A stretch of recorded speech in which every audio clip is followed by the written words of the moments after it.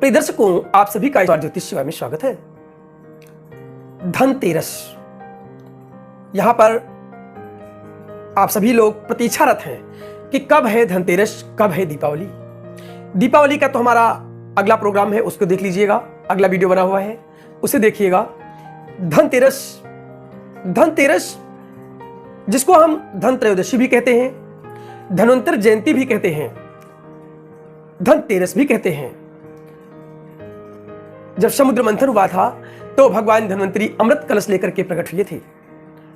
वही यहां पर धन्वंतर जयंती मनाई जाती है। इस धनतेरस का बहुत बड़ा प्रभाव है। कार्तिक कृष्ण पक्ष की त्रयोदशी को धनतेरस का पर्व मनाया जाता है।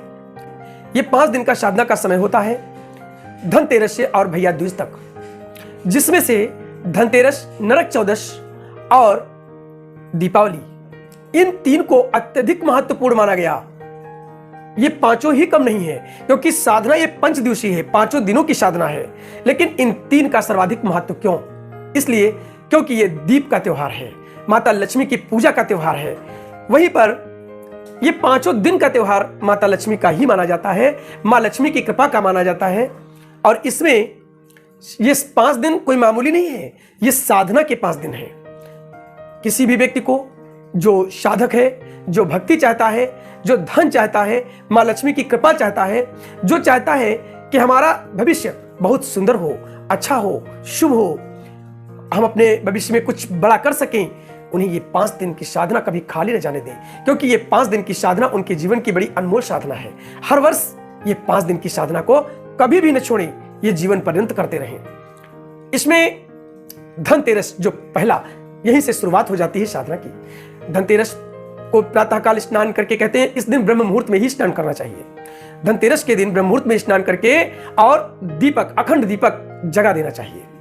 अगर तेरस यानी त्रयोदशी अगर देर से लग रही है तो आप सुबह न जगा करके शाम से अखंड दीपक जगाएं, और वो दीपक भैया दूज तक जगना चाहिए, ऐसा बताया जाता है, ऐसा शास्त्रों में वर्णित है।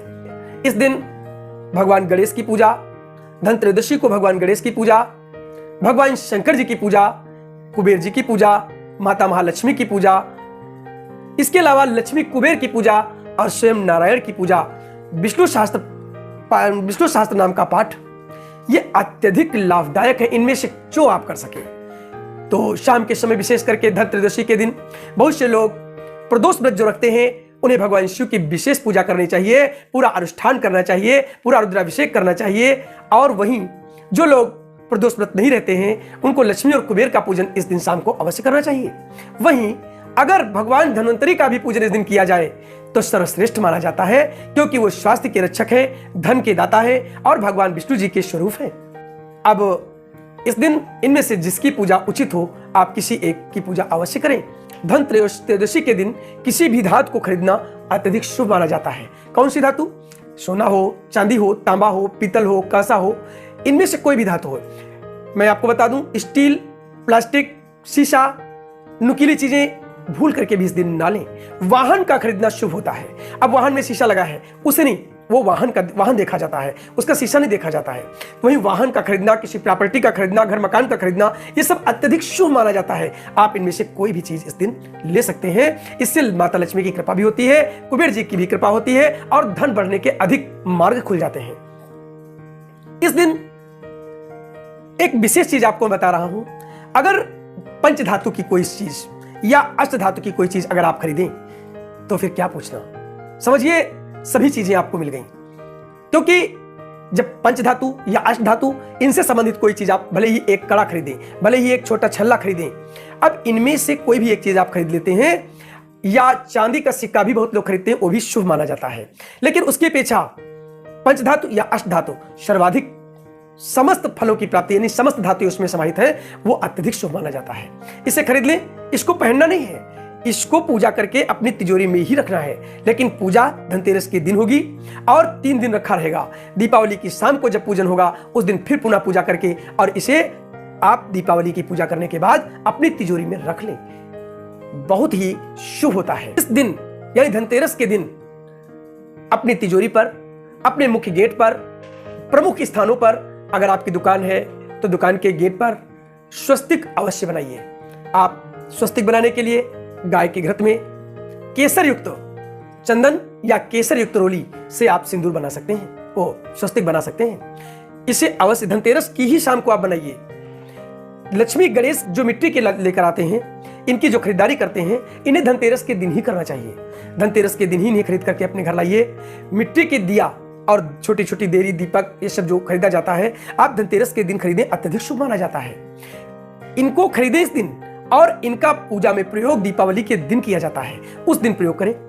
और धनतेरस के दिन जो शाम को पूजा होनी है, ये आप अपने शुद्धानुसार जैसे भी उचित हो पूरी पूजा आप कर ले, बहुत ही अच्छा माना जाता है। पूजा तो चतुर्दशी को भी की जाती है। कहते हैं धनतेरस, नरक चतुर्दशी और दीपावली, इनको पूजा माता लक्ष्मी की तीनों दिन शाम को की जाती है। आप तीनों दिन कर सकते हैं, क्योंकि दीपक जगाने का ही त्योहार है, माता लक्ष्मी को बुलाने का ही ये त्योहार है। तो और ये 5 दिन माता लक्ष्मी को अपने घर बुलाने के लिए ही ये पूजा की जाती है। तो धनतेरस के दिन मूर्तियां खरीदना, पंचधातु तथा अष्टधातु का छल्ला खरीदना, ये आपके लिए अत्यधिक शुभ है। वहीं धनतेरस के दिन शाम के समय 13 दीपक जगाए जाते हैं।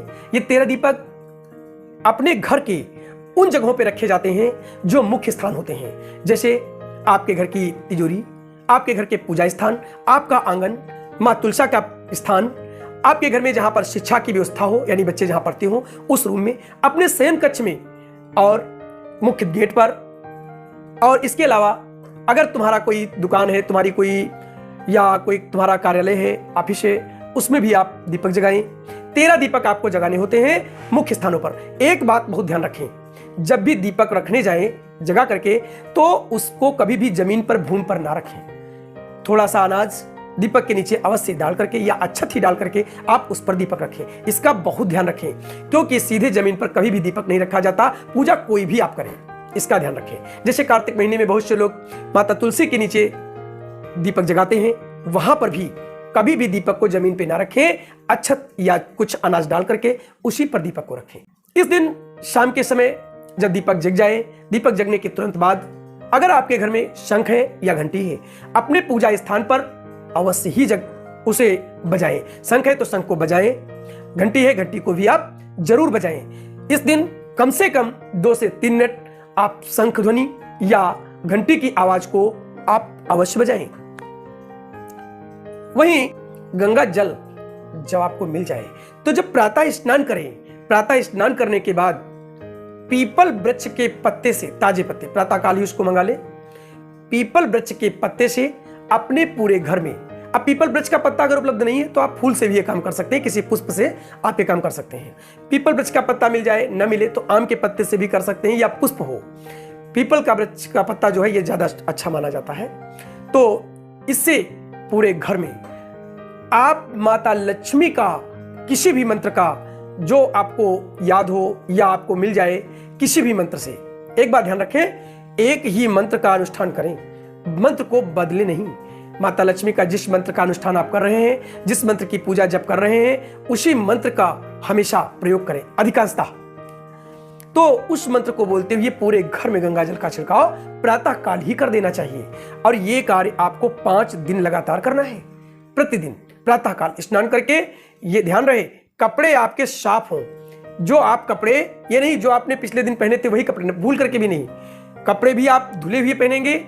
और प्रतिदिन 5 दिन आपको गंगा जल से पूरे घर में पीपल अथवा आम के पत्ते से घर में माता लक्ष्मी के किसी भी मंत्र को बोलते हुए छिड़काव अवश्य कीजिए। वहीं एक प्रयोग छोटा सा, किसी भी लाल अथवा पीले वस्त्र पर 13 कौड़ी 13 गोमती चक्र आप मंगा लीजिए, और इसे धनतेरस के दिन ही खरीदिएगा। इसे शाम के समय जब आप पूजा करें तो अपनी पूजा में सामने वस्त्र पर इनको रख दें और इन पर चंदन टीका करके इनकी भी पूजा कर लें।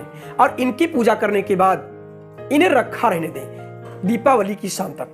फिर जब माता लक्ष्मी गणेश का पूजन करें दीपावली की शाम को, उस दिन इनको पूजा करने के बाद इसकी पोटली बना लें। इस पर इसमें थोड़े से अक्षत, पीले अक्षत डाल करके और कुछ पैसे इसी में रख करके और इसको पोटली बना करके और अपनी तिजोरी में रख दें 1 वर्ष के लिए। 1 वर्ष के लिए यानी अगली दीपावली तक इसे रख दें, उसी में रखे रहें। आपके घर में कभी धन कम नहीं पड़ेगा, आपके कोई काम रुकेंगे नहीं, माता लक्ष्मी की आप पर विशेष कृपा बनेगी। ये एक छोटा सा प्रयोग है, इसे अवश्य आजमा कर देखें। जितने भी लोग चाहते हैं कि हमारे घर में धन की वृद्धि हो, माता लक्ष्मी की कृपा बने, ऐसे लोग कहते हैं स्फटिक का माला माता लक्ष्मी के लिए विशेष करके शुभ माना जाता है। कमल गट्टे का माला जब किया जाता है, वहीं स्फटिक का माला अगर कोई पहने तो माता लक्ष्मी की उस पर विशेष कृपा होती है। तो इस दिन स्फटिक का माला आप लोग खरीद लीजिए, इसे पूजा करके यानी सिद्ध करके आमंत्रित करके आप इसको आप उसी दिन माता लक्ष्मी का मंत्र बोलते हुए धारण कर लें। अगर आपने इसको धारण कर लिया तो माता लक्ष्मी की कृपा आपके साथ साथ रहेगी। कहते हैं माता लक्ष्मी उसका साथ नहीं छोड़ती। जो स्फटिक का माला माता लक्ष्मी का, भाई शुक्र का है ना, शुक्र का ये माला होता है, माता लक्ष्मी की कृपा हमेशा उस पर रहती है। इस दिन शाम के समय अपने द्वार पर एक यमदीप यानी यम के लिए, यमराज के लिए एक दीपक अवश्य जगाएं जो दक्षिण मुखी हो। या तो दक्षिण मुखी जगाएं और या तो चौमुखा दीपक जगाएं, चारों मुख वाला।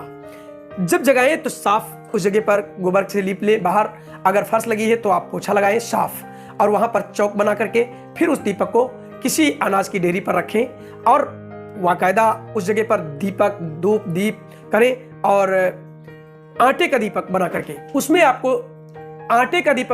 उसमें आपको ये दीपक जगाना है और यमराज का नाम लेना है और उनसे प्रार्थना करनी है कि हे यम देवता, आपको ये दीपक मैं दान कर रहा हूं यानी दीप दान कर रहा हूं, हमारे परिवार पर, हमारे घर के समस्त जनों पर अपनी विशेष कृपा बनाए रखें। किसी प्रकार की कोई आकस्मिक चोट चपेट बाधा अल्प जो भी हो इसे दूर करें, हमारी आपसे विशेष प्रार्थना है। और ये दीपदान हमारा स्वीकार करें, हम पर कृपा बनाए रखें, हमारे पूरे परिवार पर कृपा बनाए रखें। इस प्रकार की उनसे प्रार्थना करें, उनका ध्यान करते दीपक को जगा दें, आचमन कर दें और इसके बाद अपना पूरा परिवार कुछ समय के लिए अपने घर के अंदर अवश्य रहे जब ये दीपक जगे। ये शाम के समय घर के बाहर यमराज को दीपदान वर्ष में इसी दिन किया जाता है, केवल एक बार। और ये दीपदान जिसके घर में भी होता है, कहते हैं एक्सीडेंट, दुर्घटना आदि, अल्प मृत्यु आदि उसके घर में नहीं होती, वो अगर होती भी है तो कट जाती है। यमराज की कृपा उस घर में अवश्य ही बनी रहती है, ऐसा शास्त्रों में कहा गया है। इसलिए ये दीपदान अवश्य करें। वहीं ये सब पूजा करने के बाद अंत में आपको पूरे समाज के लिए नहीं, सारे संसार के लिए आप माता लक्ष्मी से, भगवान नारायण से, भगवान गणेश जी से, कुबेर जी से, जिसकी भी आप पूजा करते हैं, जिसकी भी आप साधना कर रहे हैं, उसे इष्टमान करके और उससे ये प्रार्थना करें कि सर्वे भवन्तु सुखिना, सर्वे सन्तु निरामया, सर्वे भद्राणि पश्यन्तु, मां कश्चित् दुःख भाग् भवेत्। हे प्रभु, सब पर अपनी कृपा बना रखें। इसका अर्थ है सभी सुखी हो, सभी दीर्घायु हो, ऐसी कृपा मांगते हुए ईश्वर से प्रार्थना करें। अगर सबके लिए आप मांगते हैं तो सब में ही आप हैं, आप पर भी कृपा बनेगी। अब दो बातें आपको बतानी शेष है जिसे आप अवश्य जान लें। देखिए, जो शाम का माता लक्ष्मी और कुबेर जी का पूजन का समय है, उस समय को नोट कर लें।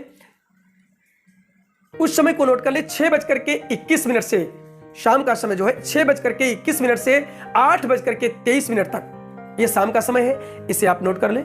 फिर से एक बार, शाम का प्रदोष काल का माता लक्ष्मी गणेश का जो पूजन है, ये वृषभ लग्न है। 6:21 से 8:23 तक जो समय है, इस समय आप माता लक्ष्मी, गणेश, लक्ष्मी और कुबेर जी का पूजन अवश्य करें, क्योंकि यह सबसे शुभ समय है धनतेरस के दिन का। यह समय अगर पूजन करते हैं तो माता लक्ष्मी आपके घर में स्थायी निवास करेंगी, कुबेर जी की भी कृपा आपके घर में बनी रहेगी। वहीं जो लोग भगवान शिव का पूजन करें, प्रदोष काल का पूजन करें, उसके लिए भी मैं आपको बता देता हूं। भगवान शिव के पूजन का जो प्रदोष काल का समय है वो 5:38 से शुरू हो जाएगा और 8:13 तक रहेगा। 5:38 से जो प्रदोष व्रत रखते हैं, अपना पूजन शुरू करके भगवान शिव का 8:13 तक ये पूजन कर ले, ये अत्यधिक शुभ मुहूर्त है। इसमें पूजन करें, अत्यधिक लाभ होगा। ध्यान रहे, जो लोग धनतेरस के दिन सामान खरीदें, प्रातः काल 10:31 के बाद अगले दिन यानी 30 तारीख को दोपहर तक 1:04 तक अपना कोई भी शुभ सामान खरीद सकते हैं। ध्यान रहे, इसमें भी सर्वाधिक शुभ मुहूर्त आपको बता रहा हूं, उसे भी नोट कर लें। प्रातःकाल, इसमें भी सर्वाधिक शुभ मुहूर्त प्रातःकाल 10:31 से 12:15 तक, ये दोपहर का मुहूर्त जो सर्वश्रेष्ठ मुहूर्त है। वहीं अभिजीत मुहूर्त में भी खरीद सकते हैं, जबकि शाम के समय 5:13 से 8:23 तक आप कोई भी सामान खरीद लें अत्यधिक शुभ होगा। यह आपके लिए अत्यधिक लाभदायक होगा। माता लक्ष्मी और कुबेर जी का विशेष कृपा पाने का समय होगा। तो कोई भी सामान आप इस टाइम खरीद सकते हैं। तो आज इतना ही। धनत्रयोदश की आप सभी को हार्दिक शुभकामनाएं। दीपावली की आपको शुभकामनाएं। हमारा अगला वीडियो दीपावली आप अवश्य देखिएगा। दीपावली में एक विशेष बात आप सभी को बताना जरूर चाहूंगा कि दीपावली लोग मनाते हैं, माता लक्ष्मी का आवाहन करते हैं, उनका पूजन करते हैं, विधिवत करते हैं, लेकिन इसके पहले एक काम सभी लोग भूल जाते हैं। वो कार्य अगर आप करेंगे तो निश्चित दीपावली की पूजा आपकी सार्थक जाएगी, सफलतादायक जाएगी। और ये काम इन्हें गिने लोग केवल करते हैं। हमारा अगला वीडियो देखिए, मैं अवश्य उस वीडियो में उसकी चर्चा करूंगा।